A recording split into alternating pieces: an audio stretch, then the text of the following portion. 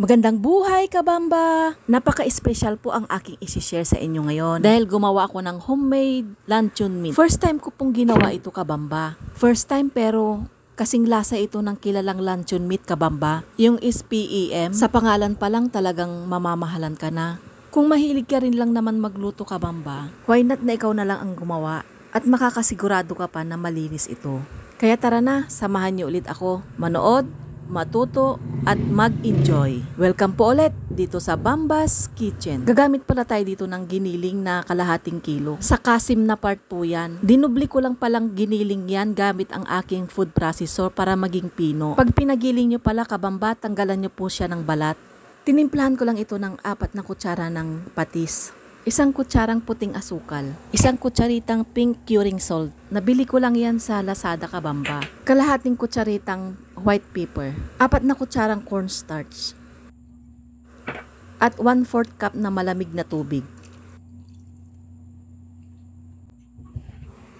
Haluin niyo lamang ito ng mabuti, kabamba. Huwag kayong mabahala, kabamba, na medyo matubig yung hinahalo nyo. Dahil habang hinahalo nyo to, na-absorb po ng karne at yung cornstarch yung tubig. Kaya tiyagain nyo lang po ito sa paghalo, kabamba. Sabi nga nila, pag may tiyaga, may nilaga. Totoo naman, kabamba, diba? Pag pinaghirapan mo talaga, mas masarap ang balik.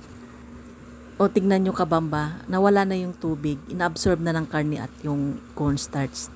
Ganito ang pinaka-perfect consistency, kabamba. Nakikita mong nagdidikit-dikit na yung karne. Tsaka natin ito ilagay sa lyanera.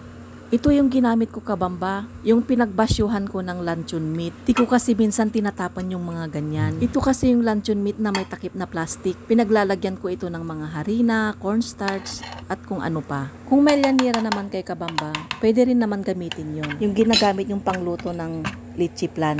Ganito ang tamang paglagay, kabamba. Huwag nyo muna siyang punuin. Diinan nyo lang, kabamba, para hindi magkaroon ng butas-butas yung ating luncheon meat.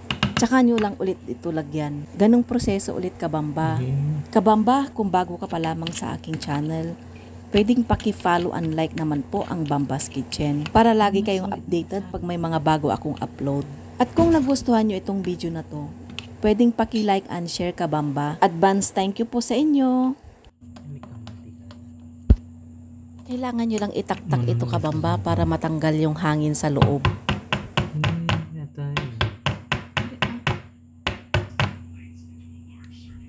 Ito na po yung ating nagawa. Sa itsura pa lang talagang pangmamahalin na ito, kabamba. Sa kalahating kilo pala, kabamba, nakagawa ako ng 2 lata na luncheon meat. Takpan lang natin ito ng aluminum foil. At ilagay ito sa chiller ng 6 hours to overnight.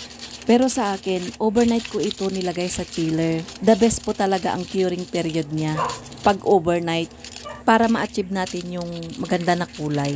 After ng kanyang curing period, i-steam naman natin ito, kabamba. Pag yung lyanera yung ginamit nyo, 15 to 20 minutes lang yung pag-steam niya. Sa akin kasi medyo makapal kaya 45 minutes ko ito in-steam. At kung na-steam na ito, hayaan lang natin itong lumamig. Yan, kabamba, na-achieve natin yung pinakamaganda na kulay. Pwede itong pang-negosyo, kabamba. Sa kalahating kilo, kabamba, nasa 200 yung nagastos ko. Mas malaki ang tubo, kabamba, pag maramihan yung inyong gagawin. Yung nabili ko palang pink curing salt, 30 pesos yun, kabamba, sa Lazada. Pero matagal mo na itong gagamitin. 180 grams po yun. Ang nagamit ko lang naman, 1 kutsarita. Sa 1 lata, kabamba, nagawa ko itong 8 slices. Kung ako sa inyo, kabamba, gawan nyo na rin ang inyong pamilya. Sakto, pasukan na naman, pwedeng-pwede ito na kanilang baunin. Habang piniprito ko to, kabamba, itsura pa lang niya talagang pangmamahalin na luncheon meat. Mas masarap din talaga pag gawang bahay. Yan, luto na ang ating homemade luncheon meat. Maraming salamat sa panonood, kabamba! Hanggang sa muli!